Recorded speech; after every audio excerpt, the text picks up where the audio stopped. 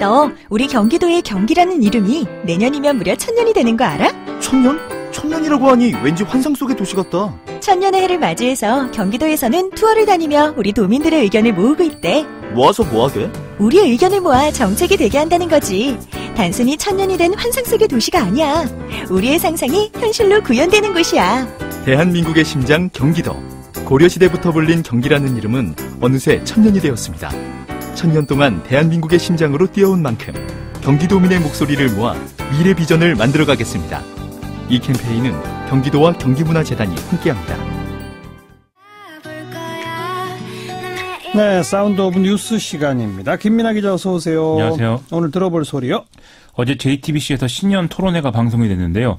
자유한국당 김성태 원내대표가 여기서 크게 혼이 나서 혼수성태다 이런 말까지 나오고 있다고 합니다. 네. 이 소리를 한번 들어보시죠. 지금 정의당을 통해서 이 정부가 거래하고 있는 거 저 알고 있어요. 그렇게 잘못 알고 있는 거죠. 아니, 잘못 알고 이 지금 그 기사가 뭔데요? 이 김종대 정의당 의원이 그 중요한 기밀 사항을 어떻게 알고 그러니까요. 그러니까 열심히 좀 알겠어요. 하세요. 지금 그거는 문재인 정부한테 꾸짖어야지. 대한민국은 희한한 야당이 있어요. 야당을 제대로 안 해봤으니까 지금 저기는 야당이 뭐 해야 될지 모르는 거야. 그러니까 탄핵당했지 이 사람은. 지금 와서 그걸 4대강 사업에 물을 다 빼내면 그게 잘하는 일입니까? 예. 예? 그렇죠. 그렇게 해야죠. 4대강 만들고 나서 다음으로부터 피해가 없었어요. 작년에 얼마나 가물었는데요. 인정을 해야죠. 작년에 얼마나 가물었는데요. 그래서 그 보령댐 다 말랐는데 그 물 못 끌어오잖아요. 밑에 있으니까. 대천 보령 주민들이 탄식 스킨 기사 못 봤어요? 거기 녹차라 땐데 뭘 끌어와요 그 물을.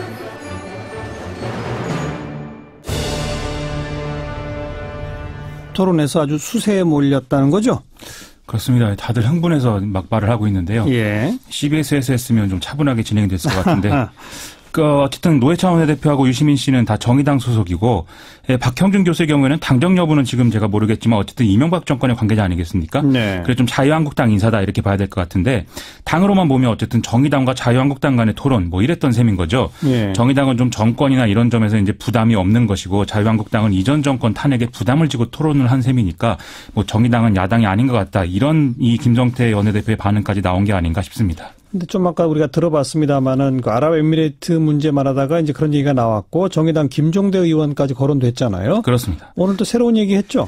오늘 김현정의 뉴스쇼에서도 이제 얘기를 했었는데요. 이명박 정권 당시에 아랍에미리트 원전 수주할 때 군사적 협력 옵션을 같이 제공하기로 했고 박근혜 정권 때 이를 이행하기 위한 비밀각서까지 체결을 했는데 이게 현 정부 와서 문제가 된 것이다. 이런 얘기입니다. 네. 이런 비밀각서가 있다면 세 가지 차원에서 문제라는 것인데 첫 번째는 이제 비밀각서라는 게 법적 지위가 모호하기 때문에 이것을 근거로 해서 군수협력을 했다는 점은 이제 문제라는 거죠. 두 번째는 국회와 국민이 모르는 채로 일을 진행했다는 것에서 이제 근본적인 문제가 있다는 것이고 예. 세 번째는 중동 정세가 매우 복잡한데 이런 결정이 과연 국익에 도움이 되는 것이냐 이게 의문이라는 겁니다. 네. 김종대 의원은 과거에 군사 전문 잡지에서 일할 때부터 이 문제를 추적해 왔다고 했고 또 이런 내용은 어제 한국일보에도 보도된 바가 있거든요.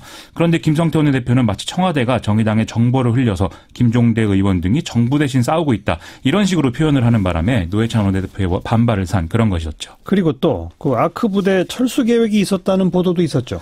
오늘 한국일보가 보도를 했는데 지난해 5월 달에 문재인 대통령 취임 이후에 군이 청와대에 아랍에미리트에 파견된 아크 부대를 2018년 말까지 철수시키는 게 좋겠다. 이런 요지의 보고를 했다는 겁니다. 네. 또 어제 SBS도 이러한 계획이 2016년 말에 이미 작성이 됐었다라고 보도를 했는데요. 이게 이제 결국 군이 아크 부대의 존재가 이란 시장 진출에 방해가 된다고 생각했다. 이런 이유 때문이라는 것이죠. 아하. 결국 아랍에미리트 측에서 이걸 문제 삼은 게 임종석 비서실장이 급히 움직인 원인이 된 거 아니냐 이런 얘기입니다. 청와대의 해명은 있었어요? 청와대와 국방부는 아크 부대의 성격을 조정하는 이런 논의를 한 적은 있지만 부대 철수를 검토한 적은 없다. 이렇게 해명하고 있습니다. 또 일부 언론은 아랍에미리트의 실세인 칼둔 알리파 알 무바라크 아부다비 행정청장이 곧 방한을 하는데 그러면 좀 의혹이 풀리지 않겠느냐 이렇게 전망을 하고 있는데 외교부는 이에 대해서 현재 일정이 결정된 것은 없다. 이렇게 밝히고 있다고 합니다. 아직 모르겠네요. 그렇습니다. 다음 뉴스는요.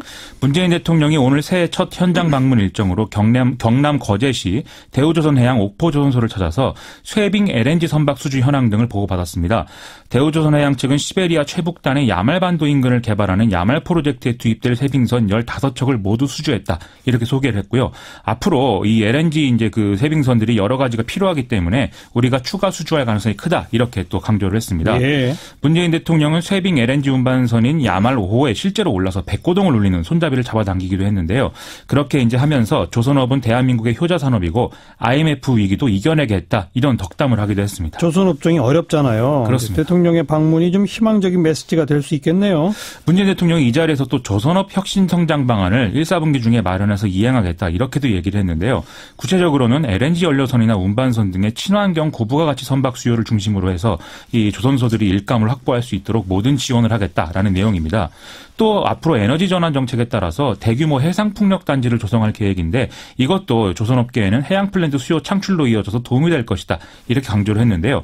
이게 이제 불황을 겪고 있는 조선업의 비전을 제시했다는 점에서 참 좋은 얘기죠. 다만 좀 너무 장밋빛이 아닌가 이런 지적도 일부에서는 나오고 있는 게 또 사실입니다. 조선업 구조조정이 또 필요하지 않습니까? 그렇습니다. 거기에 대해서 좀 논란이 있을 가능성도 있겠네요. 지금 대우조선 구조조정 논의가 이제 진행 중인 상황인데 대통령이 이런 행보를 한 것은 결국 구조조정 과정에 어떤 의미 부여를 하기 위한 거 아니냐 이런 해석을 또 일부에서 하고 있는데요. 특히 이 일정에 노사정이 함께하는 오찬 자리가 있었기 때문에 경제지들의 경우에는 좀 이런 해석을 강하게 하고 있는 상황입니다. 청와대는 여기에 대해서 대통령의 뜻은 차질 없이 구조조정을 진행하라는 얘기다. 뭐 별다른 그런 뜻은 없다. 이렇게 강조를 했는데요. 어쨌든 상생하는 것이 최선이고 정부가 좀 적극적 역할을 하는 게 중요한 시점이다. 이것은 뭐 부정할 수 없는 사실인 것 같습니다. 네, 다음 뉴스요. 검찰이 박근혜 전 대통령을 국정원 특활비를 수수한 혐의 등으로 이번 주 중에 기소하겠다고 밝혔는데요. 검찰은 박근혜 전 대통령을 상대로 해서 특활비 상납받은 목적과 용처 등을 확인하기 위해서 소환조사와 방문조사를 추진했는데 이 박근혜 전 대통령이 진술을 거부해서 모두 무산이 됐습니다. 검찰은 남재준, 이병기 전 원장이나 이재만, 안봉근 전 비서관 등의 진술이 있기 때문에 뇌물 혐의를 입증하는 것은 뭐 이것 자체로 어려움은 없다 이런 얘기를 하고 있는데요. 박근혜 전 대통령은 지금 다른 혐의의 재판에도 나오지 않고 있기 때문에 이와 관련해서 어제 국선 변호인들이 또 박근혜 전 대통령의 건강 상태를 확인해달라 이런 요구를 또 서울구치소에 한 요구입니다. 이게 정말 아파서 이러는 것인지는 잘 모르겠는데요. 전직 대통령인데 과연 이렇게까지 해야 되는 거냐 이런 얘기도 쭉 나오고 있는데 좀 감안을 했으면 좋겠습니다. 최경환 의원 영장실질 심사 받았죠? 그렇습니다. 부총리 겸 기획재정부 장관이던 지난 2014년에 국정원으로부터 특수활동비 1억 원을 받고 예산 편의를 봐준 혐의죠. 오늘 20대 국회가 열리고 처음으로 현역 의원 신분으로 영장실질심사를 받는 그런 이제 예를 세웠습니다. 구속영장은 지난달 11일에 청구가 됐지만 그동안 임시국회 회기 중이어서 이 실질심사가 늦어진 것이죠. 현재 영장심사를 마치고 서울구치소에서 대기 중이라고 하는데요. 또 같은 당 이후연 의원도 지역정치인과 사업가 등 20여 명으로부터 10억 원대 불법 정치자금을 받은 혐의로 함께 영장실질심사를 받은 상태입니다. 두 사람 다 친박계로 분류가 되는데 구속이 되면 아무래도 친박계 해체는 가속화될 수밖에 없다. 이런 진단도 나오고 있습니다. 밤늦게나 새벽에 결과가 나오겠죠? 그렇습니다. 자, 다음 뉴스요. 서울시교육청이 올해 업무 계획을 발표했는데요. 좀 파격적인 내용이 많아서 화제가 되고 있습니다. 먼저 중학교 22곳을 학생 성장 모니터링 시스템 선도학교로 선정을 해서 백관식 시험이 없이 서술형 시험과 수행평가만으로 학생을 평가하도록 하고 이에 대한 재정 지원을 하겠다. 이런 계획을 밝혔고요. 또 초등학교에서 부모의 도움이 필요한 이른바 엄마 숙제 뭐 이렇게까지 불리는 것들이 있는데 이건 좀 없애기로 그렇게 했습니다.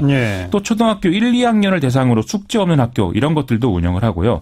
또 이 정식 교육 과정에서 한글을 배우지 않은 상태가 정상적인 것인 1학년의 경우에는 이 한글을 배운 것으로 전제하는 받아쓰기나 알림장 쓰기 이런 교육 활동은 또 지양하기로 그렇게 또 계획을 세웠다고 합니다. 전체적으로 좀 학습 부담을 줄이고 과정을 좀 평가하는 그런 방식으로의 전환을 꾸준히 모색하는 그런 내용들로 해석이 되고 있습니다. 유치원이나 어린이집 이런 거는 또 어떤 계획이 있어요?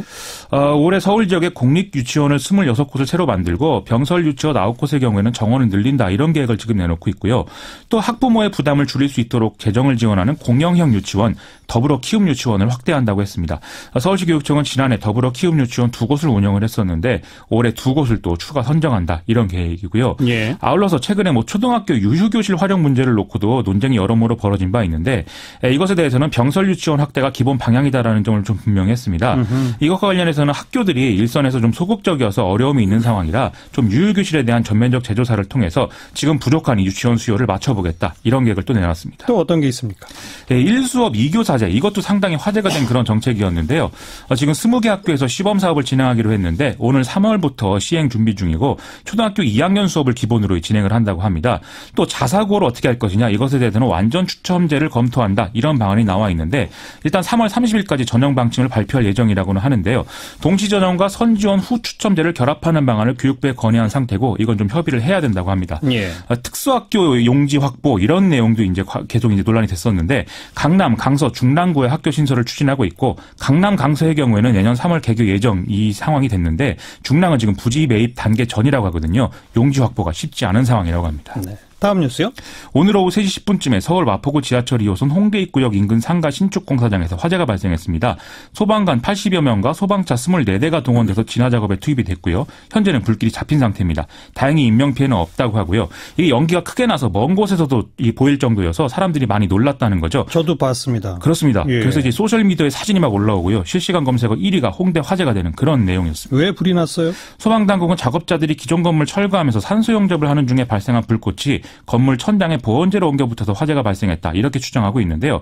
지난번 수원 광교 화재도 바로 이 용접 불티 아니겠습니까? 그래서 날씨가 건조한 만큼 이런 것들에 대해서는 충분한 조치가 좀 필요한 것 같습니다. 정말 다시 한번 불조심입니다. 맞습니다. 수고하셨어요. 고맙습니다. 김민아 기자였습니다.